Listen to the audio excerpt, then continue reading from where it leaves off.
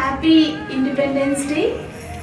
இன்னைக்கு வந்து நம்ம ஒரு கார்த்திக் இவங்க வந்து மாடலிங் இண்டஸ்ட்ரியில் ஒர்க் பண்ணுறாங்க. அர்லியர் நம்ம கிளினிக்கில் வந்துட்டு ஆயுர்வேதிக் ட்ரீட்மெண்ட்ஸ் மட்டும் இருந்துச்சு. பட் சின்ஸ் 2016 வந்து நாங்கள் காஸ்மெட்டிக் ஃபீல்டில் வந்து skin problems, hair problem, even இப்போ வந்து ஹேர் டிரான்ஸ்பிளான்டேஷன் ஆல்சோ நாங்கள் ஸ்டார்ட் பண்ணியிருக்கோம். ஸ்கின் பிக்மெண்டேஷன் எல்லாத்துக்கும் இப்போ லேசர் பர்மனெண்ட் ஹேர் ரிமூவல், இப்போ pico laser and pigmentation problems, melasma problems and skin whitening treatments எல்லாம் நாங்கள் இந்த கிளினிக்கில் இன்ட்ரடியூஸ் பண்ணியிருக்கோம்.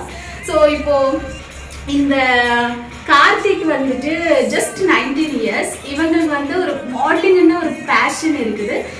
ஸோ அவங்க மூலமாகவே அவங்க என்ன சொல்கிறாங்க நம்ம ட்ரீட்மெண்ட் பற்றி கேட்டுக்கோங்க. ஹாய், நான் உங்கள் கார்த்திக் பேசுகிறேன். நான் ட்ரிவாண்ட்ரத்துலேருந்து வரேன். நான் மாடலிங் இண்டஸ்ட்ரியில் 2 வருஷமாக இருக்கிறேன்.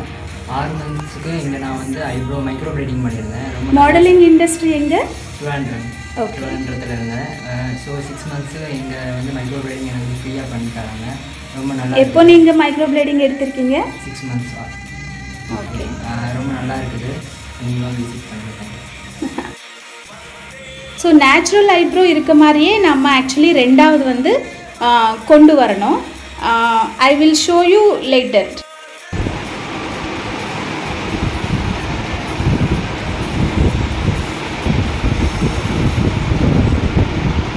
ஸோ இவங்க எக்ஸ்ட்ரா ஹேர் க்ரோத் வந்து லேசர் ஹேர் ரிமூவல் மூலமாக ஃபஸ்ட் செஷனில் எடுத்திருக்காங்க.